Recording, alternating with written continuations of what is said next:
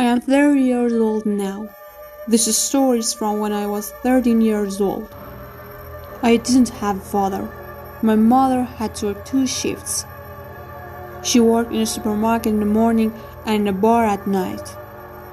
That's why I was alone at home a lot. But it was okay. I was used to being alone. I could cook dinner by myself and go to school by myself. One night I was eating ice cream and watching TV. Who is it this time?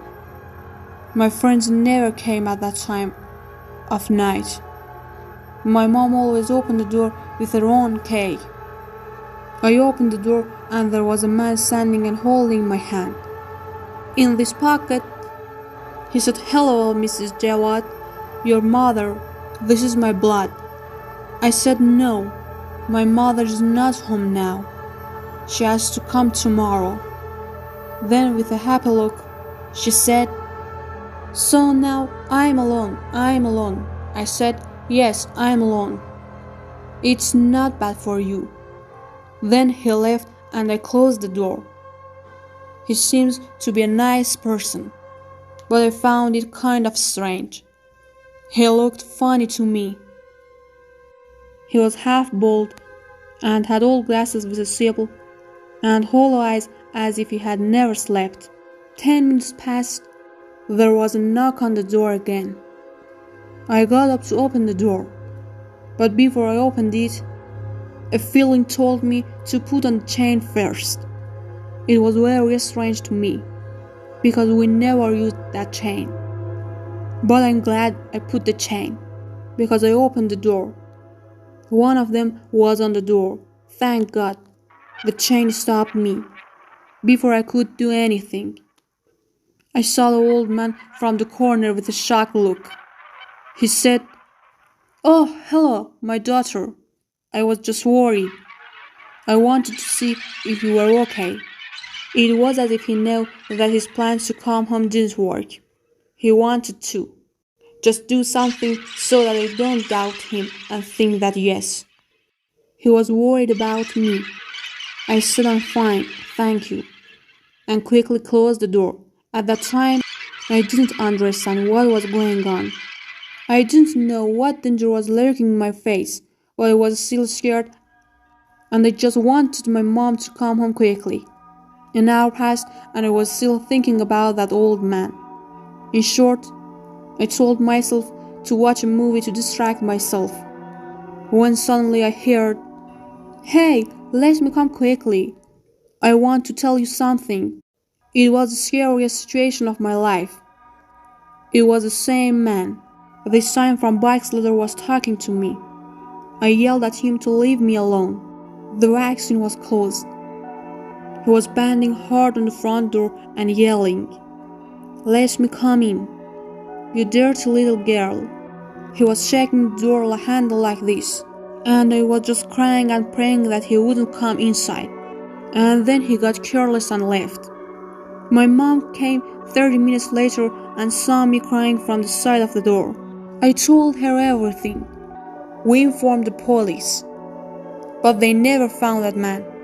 Now, when I look back, I saw how lucky I was that night when I fell in love with that chain. I threw it behind the door.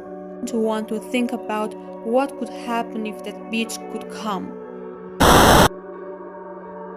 April 2007, a few days before my birthday. Most of the family members had told me what gift they wanted to give me, like a new game machines with lots of games. But my grandmother had not told me anything, My grandmother was always a strange woman. She was not a talkative person, but I loved the stories. He was telling me that his stories was terrible, but it was very interesting. He told me that he wanted to give me a book, but he didn't show it or tell me what it was about. I arrived on my birthday and I was opening my parents. When it was my grandmother's turn to give me a gift, I opened it and it was a book with there is a star shape on the cover, but I had no idea about it. because at that time the meaning of the book was not formed until I held the book in my hand. Everything was dark. My family was around me. My mother was scolding her for that book. Her grandmother was looking at me. But it was like the devil that night when I went to my bed. I saw something good, but I was very sleepy. Something woke me up. I looked. I couldn't see anything. For a moment I saw him looking by my door. When I was not in these things, because I could move, I ate. But this was worse because I realized that what was real was not a dream. That black shadow slowly came closer and closer to me. When I looked closely, I saw an old woman with gray hair was there, and I realized that it was my grandmother. I screamed and ran away, but he took me a lesson and put it on the cup.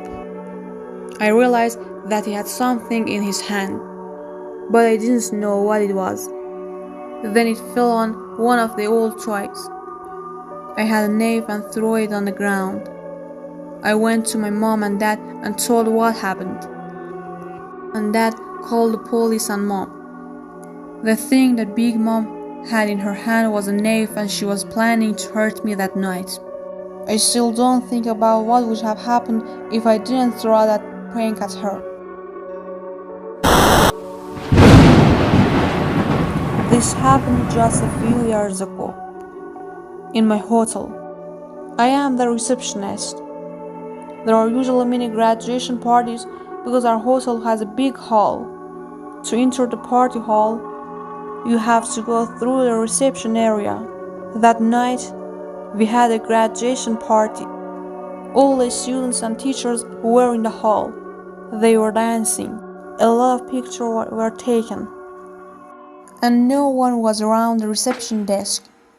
A little later, someone came to my desk. I looked and saw a tall man standing there. His face had 3 razors, and his skin was tied back. He was wearing an old suit, and he was very dirty and tense with a pair of Adidas shoes. His eyes seemed to have popped out of their sockets. Then he said, "I came to go to the first graduation party." I thought he was joking, but he looked very serious and stared at me. "No, I am a student here." I still thought he was joking. At least he thought he was 40 years old. And at the time he said he was a high school kid. So I asked him how old he is. He said I am 17 years old, not 16 years old. Yes, that's right, 16 years old. I thought maybe he had taken some drugs. I said I'm sorry, but you don't like it at all. 16 years old. He didn't say anything to me. He just stared at me with those eyes of the targets. Then he bent down on my table. "Let's make a bet. I have a big knife in my pocket. If I wasn't 16 years old, cut my finger.